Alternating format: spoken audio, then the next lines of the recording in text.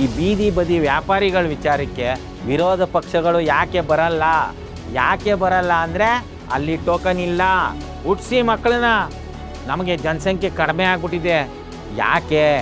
ಯಾಕೆ ಕಮ್ಮಿ ಆಗಿದೆ? ಓಟ್ ಹಾಕೋದಕ್ಕೆ ಕಮ್ಮಿ ಆಗಿದೆ ಇವ್ರಿಗೆ. ಬೆಂಗಳೂರು ಇಲ್ಲೇ ಮಗ್ಲಲ್ಲದೆ, ನಿಮ್ಮ ಮನೇನೂ ಬೆಂಗಳೂರಲ್ಲೇ ಅದೇ ಅಂದ್ಬಿಟ್ಟು ದಿನ ಬೆಳಿಗ್ಗೆ ಎದ್ದು ಏನು ಆ್ಯಕ್ಟಿವ್ ಆಗಿ ರೀಲ್ಸ್ ಮಾಡೋದಕ್ಕೆ ಆ ಡೈಲಾಗ್ಗಳನ್ನ ಬಿಟ್ಕೊಂಡು ನೀವು ಓಡಾಡ್ತಾ ಇದ್ದೀರಿ. ಈ ರೀತಿ ಕೂಲಿ ನಾಲಿ ಮಾಡುವಂಥವ್ರನ್ನ, ಸಣ್ಣ ಪುಟ್ಟ ವ್ಯಾಪಾರ ಮಾಡುವಂಥವ್ರನ್ನ ಖಂಡಿತ ಟಾರ್ಗೆಟ್ ಮಾಡೋದ್ರಿಂದ ಕನ್ನಡ ಪರತೆ ಖಂಡಿತ ಬೆಳೆಯಲ್ಲ. ಅದು ಕನ್ನಡದ ಅಸ್ಮಿತೆ ಅಲ್ವೇ ಇಲ್ಲ. ಎಲ್ಲರಿಗೂ ಶರಣು. ಬೀದಿ ಬದಿಲಿ ಆಲ್ರೆಡಿ ಅವರು ಬಿದ್ದುಬಿಟ್ಟಿದ್ದಾರೆ. ಅವ್ರನ್ನ ನೀವು ಎತ್ತಂಗಡಿ ಎಲ್ಲಿಗೆ ಮಾಡ್ತೀರಿ? ಆಮೇಲೆ ವಿರೋಧ ಪಕ್ಷಗಳು ಬಿಡದಿಗೆ ಓಡೋಗ್ತೀರಿ, ಇನ್ನೆಲ್ಲೋ ದೇವನಹಳ್ಳಿಲಿ ಓಡೋಗ್ತೀರಿ ಸರ್ಕಾರ ಟೌನ್ಶಿಪ್ ಮಾಡುತ್ತೆ ಅಂತಂದರೆ. ಆದರೆ ಈ ಬೀದಿ ಬದಿ ವ್ಯಾಪಾರಿಗಳ ವಿಚಾರಕ್ಕೆ ವಿರೋಧ ಪಕ್ಷಗಳು ಯಾಕೆ ಬರಲ್ಲ ಅಂದರೆ ಅಲ್ಲಿ ಟೋಕನ್ ಇಲ್ಲ, ಅಲ್ಲಿ ವ್ಯವಹಾರ ಇಲ್ಲ. ಅಲ್ಲಿ ಬದುಕ್ತಾ ಇರುವಂಥವ್ರು ಯಾರು? ಅವ್ರು ಹುಟ್ಟಿರೋದೇನೆ ನಿಮಗೆ ಓಟ್ ಹಾಕೋದಕ್ಕೆ ಅಂತ ನೀವು ತಿಳ್ಕೊಂಡಿದ್ದೀರಲ್ಲ, ಅಂಥ ಪಾಪದ ಜನ, ಬಡ ಜನ, ಅವತ್ತಿಗೆ ಬದುಕುವಂಥ ಜನ ಇರ್ಬೋದು.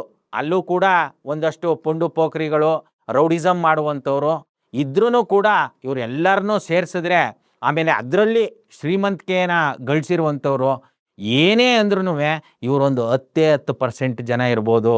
ಇನ್ನು 90% ಜನ ಒಂಟಿ ಮಹಿಳೆಯರು ಇರ್ತಾರೆ. ಮತ್ತು ದಿನಕ್ಕೆ ಒಂದು ಬಡ್ಡಿಗೆ ಕಾಸು ತಂದು ಬೆಳಿಗ್ಗೆ ಕಾಸು ಇಸ್ಕೊಂಡು ಒಂದು 5,000 10,000, ಸಾಯಂಕಾಲ ಅದಕ್ಕೆ 1,000 ರೂಪಾಯಿನ ಸೇರಿಸಿ 2,000 ರೂಪಾಯಿನ ಸೇರಿಸಿ ಅಂದರೆ ಮೀಟ್ರ್ ಬಡ್ಡಿ, 10 ರೂಪಾಯಿ ಬಡ್ಡಿ, 20 ರೂಪಾಯಿ ಬಡ್ಡಿ, ಇಂಥದನ್ನು ಕಟ್ಕೊಂಡು ಆ ಇಡೀ ದಿನ ದುಡಿದ್ರೆ ಒಂದು 700 800 ಅದರಲ್ಲಿ ಜೀವನ ನಡೆಸ್ತಾ ಇರುವಂಥವ್ರನ್ನೇ 90% ಜನ ಬೀದಿ ಬದಿ ವ್ಯಾಪಾರಿಗಳು. ಅದು ಬೆಂಗಳೂರು ಆಗ್ಬೋದು, ಮಂಗಳೂರು ಆಗ್ಬೋದು, ಇಲ್ಲ ಮಂಡ್ಯ ಆಗ್ಬೋದು, ಇಲ್ಲ ಬೀದರ್ ಆಗ್ಬೋದು. ಎಲ್ಲಿಂದ ಎಲ್ಲಿಗೆ ಹೋದ್ರೂ ರಸ್ತೆ ಬದಿಲಿ ಸಣ್ಣ ಪುಟ್ಟ ವ್ಯಾಪಾರ ಮಾಡುವವರ ಪರಿಸ್ಥಿತಿ ಇದೇ ರೀತಿ ಇದೆ. ಸಾಕಷ್ಟು ಮುಖ್ಯಮಂತ್ರಿಗಳು ಘೋಷಣೆಗಳನ್ನ ಕೊಡ್ತಾ ಇದ್ದಾರೆ. ಹುಟ್ಟಿಸಿ ಮಕ್ಕಳನ್ನ. ನಮಗೆ ಜನಸಂಖ್ಯೆ ಕಡಿಮೆ ಆಗ್ಬಿಟ್ಟಿದೆ. ಯಾಕೆ ಕಮ್ಮಿ ಆಗಿದೆ? ಓಟ್ ಹಾಕೋದಕ್ಕೆ ಕಮ್ಮಿ ಆಗಿದೆ ಇವ್ರಿಗೆ. ನಾರ್ತ್ ಇಂಡಿಯಾದಲ್ಲಿ ಜಾಸ್ತಿ ವೋಟರ್ಸ್ ಇದ್ದಾರೆ, ಹಾಗಾಗಿ ಅಲ್ಲಿಗೆ ಜಾಸ್ತಿ MP ಕೊಟ್ಬಿಡ್ತಾರೆ. ನಾವು ಇಲ್ಲಿ ಫಂಡ್ ತರೋದಕ್ಕೆ ಕಷ್ಟ ಆಗ್ಬಿಡುತ್ತೆ. ಈ ಥರ ಆಲೋಚನೆಯಲ್ಲಿ ಮಕ್ಕಳನ್ನ ಜಾಸ್ತಿ ಹುಟ್ಟಿಸಿ ಅಂತ ಇದ್ದಾರೆ ಹೊರತಾಗಿ ಹುಟ್ಟಿಸಿದಂಥ ಮಕ್ಕಳಿಗೆ ಇಲ್ಲ, ಈಗಾಗಲೇ ಹುಟ್ಟಿರುವಂಥ ಮಕ್ಕಳಿಗೆ ಒಳ್ಳೆಯ ವ್ಯವಸ್ಥೆ ಇದ್ದಿದ್ರೆ ಇವ್ರು ಯಾಕೆ ಬೀದಿಲಿ ವ್ಯಾಪಾರ ಮಾಡ್ತಿದ್ರು? ಏನ್ರಿ ವಿರೋಧ ಪಕ್ಷಗಳೇ, ಆಡಳಿತ ಪಕ್ಷ. ಇನ್ನು ಈ ಕೃಷ್ಣ ಬೈರೇಗೌಡರು ಭಾಳ ಆ್ಯಕ್ಟಿವ್ ಕಣಪ್ಪ. ಕೃಷ್ಣ ಬೈರೇಗೌಡ್ರೆ, ನೀವು ಎಷ್ಟು ಒಳ್ಳೆಯ ಮುಖ್ಯಮಂತ್ರಿ ಅಂದರೆ, ಬೆಂಗಳೂರು ಇಲ್ಲೇ ಮಗ್ಲಲ್ಲದೆ, ನಿಮ್ಮ ಮನೇನೂ ಬೆಂಗಳೂರಲ್ಲೇ ಅದೇ ಅಂದ್ಬಿಟ್ಟು ದಿನ ಬೆಳಿಗ್ಗೆ ಎದ್ದು ಏನು ಆ್ಯಕ್ಟಿವ್ ಆಗಿ ರೀಲ್ಸ್ ಮಾಡೋದಕ್ಕೆ ಆ ಡೈಲಾಗ್ಗಳನ್ನ ಬಿಟ್ಕೊಂಡು ನೀವು ಓಡಾಡ್ತಾ ಇದ್ದೀರಿ. ಇದೇ ಬೇರೆ ನಿಮ್ಮ ಇಲಾಖೆಗಳಿತ್ತಲ್ಲ, ಅದಕ್ಕೆ ನೀವು ಎಲ್ಲಿಗೆ ಯಾವ್ಯಾವ ಜಿಲ್ಲೆಗೆ ಹೋಗಿದ್ದೀರಿ?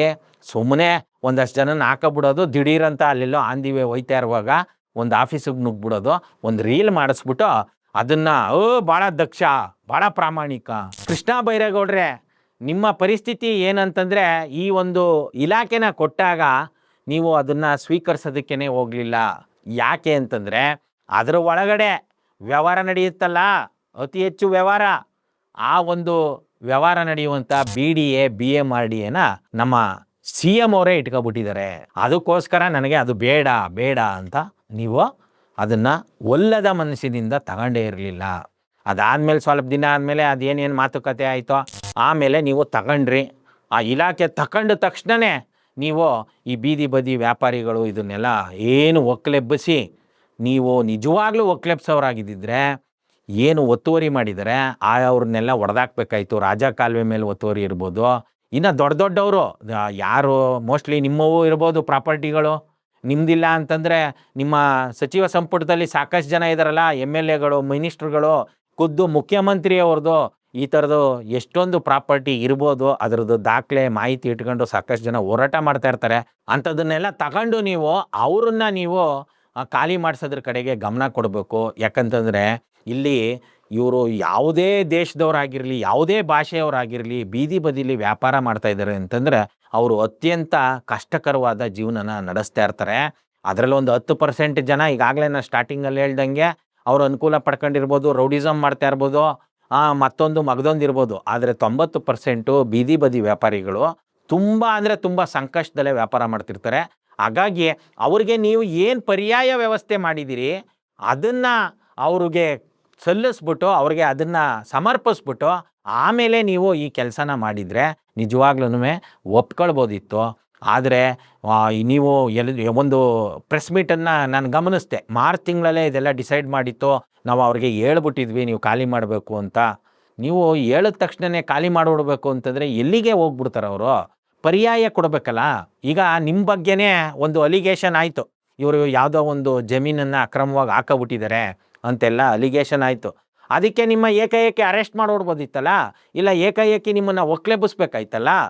ಆದರೆ ಏನಾಯಿತು, ಇದು ಸದನದಲ್ಲಿ ಚರ್ಚೆ ಆಯಿತು, ಕೋರ್ಟ್ಗೆ ಹೋಯಿತು, ಈ ಥರ ಪ್ರೊಸೀಜರಿಂದ ನಡೀತಾ ಇದೆ. ಆದರೆ ಪಾಪ ಇವರು ಆ ದಿನ ಅಲ್ಲಿ ಗೈಕಂಡು ತಿನ್ನುವಂಥವ್ರನ್ನ ನೀವು ಈ ರೀತಿ ತೊಂದರೆ ಕೊಡುವಂಥದ್ದು ತಪ್ಪು. ಇದಕ್ಕೆ ಸಾಕಷ್ಟು ನಿಮಗೆ ಬೆಂಬಲ ಸಿಗ್ತಾ ಇರ್ಬೋದು ಸೋಷಿಯಲ್ ಮೀಡಿಯಾದಲ್ಲಿ. ನಾನು ಗಮನಿಸ್ದೆ, ಕೆಲವರು ಇಲ್ಲೆಲ್ಲ ಬರೀ ಬೇರೆ ಭಾಷಿಕರಿದ್ರು, ಬೇರೆ ರಾಜ್ಯದವರಿದ್ದರು, ಇದು ಕರೆಕ್ಟು, ಕಿತ್ತಿ ಬಿಸಾಕ್ರಿ, ನಾವು ಕನ್ನಡದವರೇ ಇರಬೇಕು ಅಂತೆಲ್ಲ. ಆದರೆ ಕನ್ನಡಿಗರು, ಕನ್ನಡದ ಅಸ್ಮಿತೆ, ಕನ್ನಡನ ಬೆಳೆಸುವಂಥವ್ರು ಇಷ್ಟು ದುರ್ಬಲ ಅಲ್ಲ.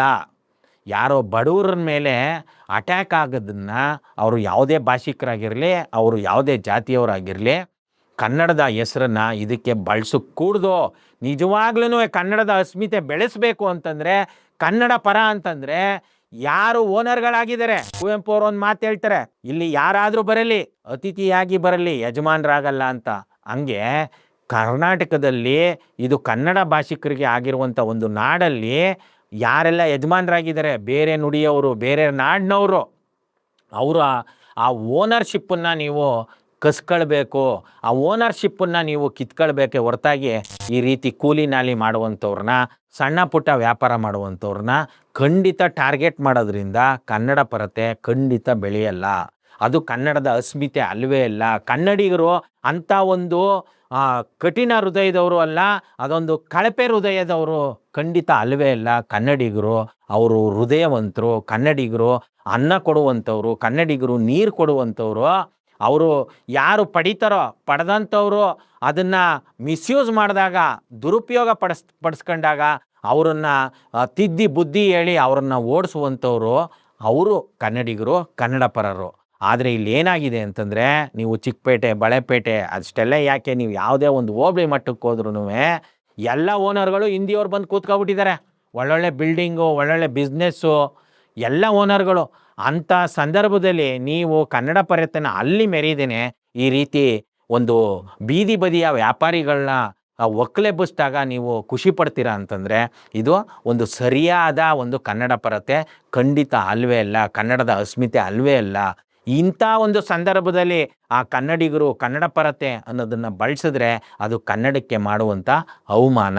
ಇನ್ನು ಮುಖ್ಯಮಂತ್ರಿಗಳು, ನೀವು ವಹಿಸ್ಕೊಬಿಟ್ಟಿದ್ದೀರಾ, ವಹಿಸ್ಕೊಂಡು ಮುಖ್ಯಮಂತ್ರಿ ಸ್ಥಾನಕ್ಕೆ ಕೂತಿದ್ದೀರಾ, 1 ತಿಂಗಳಾಯಿತು. ಅದಕ್ಕೆ ತಿರ್ಗಾ ಹೋಗೇನೋ ನೀವು ಸಿದ್ದರಾಮಯ್ಯವ್ರನ್ನ ಭೇಟಿ ಮಾಡಿ ಇನ್ನೂ ಕೂಡ ಮಂತ್ರಿಮಂಡಲ ಆಗಿಲ್ಲ, ಈ ಥರದನ್ನೆಲ್ಲ ನಡೆಸ್ತಾ ಇದ್ದೀರಿ. ಈ ಬೀದಿ ಬದಿ ವ್ಯಾಪಾರಿಗಳ ವಿಚಾರದಲ್ಲಿ ನೀವು ಭಾಳ ಸ್ಟ್ರಿಕ್ಟಾಗಿ ಆ್ಯಕ್ಷನ್ ತಗೋಬೇಕು. ಏನು ಅಂತಂದರೆ, ಮಾತಿಗೂ ಸುಪ್ರೀಂ ಕೋರ್ಟ್ ಆರ್ಡ್ರು ಅಂತ ಹೇಳ್ತಿರಲ್ವಾ, ನೀವು ಭ್ರಷ್ಟಾಚಾರ ಮಾಡಿ ಅಂತ ಸುಪ್ರೀಂ ಕೋರ್ಟ್ ಏನಾರು ಡೈರೆಕ್ಷನ್ಸ್ ಕೊಟ್ಟಿದೆಯಾ? ಇಲ್ಲ ನೀವು ಇದು ಸಿಕ್ಕಾಪಟ್ಟೆ ಆಸ್ತಿ, ನಿಮ್ಮ ಆದಾಯಕ್ಕಿಂತಲೂ ಹೆಚ್ಚು ಆಸ್ತಿಗಳು ಮಾಡಿ ಅಂತ ಏನಾದರೂ ಸುಪ್ರೀಂ ಕೋರ್ಟ್ ಆದೇಶ ಕೊಟ್ಟಿದೆಯಾ? ಇಲ್ಲ ನೀವು ಸ್ಕೂಲ್ ನಡೆಸಿ, ಕಾಲೇಜ್ ನಡೆಸಿ ರಾಜಕಾರಣಿಗಳು ಅಂತ ಆದೇಶ ಕೊಟ್ಟಿದೆಯಾ? ಅದನ್ನು ಮಾತ್ರ ಮಾಡ್ತಾಯಿದ್ದೀರಿ. ಹಾಗಾಗಿ ಮಾತಿಗೂ ನೀವು ಇದನ್ನು ತರಬೇಡಿ. ಸುಪ್ರೀಂ ಕೋರ್ಟ್ ಹೇಳ್ಬಿಟ್ಟಿದೆ, ಹೈಕೋರ್ಟ್ ಹೇಳ್ಬಿಟ್ಟಿದೆ ಅಂತ. ಈಗ ಒಂದು ಅರ್ಜಿ ಬಿಟ್ಟಿದ್ದೀರಿ ನೀವು, GBA ಎಲೆಕ್ಷನ್ ನಡೆಸಲೇಬೇಕು ಅಂತ ಹೇಳಿದ್ದಕ್ಕೆ ಇಲ್ಲ ಆಗಲ್ಲ ಅಂತ ಅರ್ಜಿ ಬಿಟ್ಟಿದ್ದೀರಿ. ಇದಕ್ಕೂ ಅರ್ಜಿ ಬಿಡೋಕ್ಕಾಗಲ್ವಾ? ಯಾಕೆ? ಇವರು ಬಡವರು, ಅವ್ರು ಇರೋದೇ ಓಟ್ ಹಾಕೋಕ್ಕೋಸ್ಕರ, ಅವರು ದುಡ್ಡು ಕೊಟ್ಬಿಟ್ರೆ ಓಟ್ ಹಾಕ್ಬಿಡ್ತಾರೆ. ಇಂಥ ಒಂದು ಉದ್ದಟತನ ಇದೆಯಲ್ಲ, ಇದು ಖಂಡಿತ ಒಳ್ಳೆಯದಲ್ಲ. ಅವ್ರು ಆಲ್ರೆಡಿ ಬೀದಿಲಿ ಬಿದ್ದಿರೋರು, ಆ ಬೀದಿಲಿ ಬಿದ್ದಿರೋರನ್ನ ನೀವು ಚರಂಡಿಗೆ ಹಾಕಿ ಇನ್ನೂ ಕೂಡ ದುಸ್ತರ ಮಾಡಬೇಡಿ ಅವರ ಬದುಕುಗಳನ್ನ ಅಂತ ಹೇಳ್ತಾ ಶರಣು. Thank you.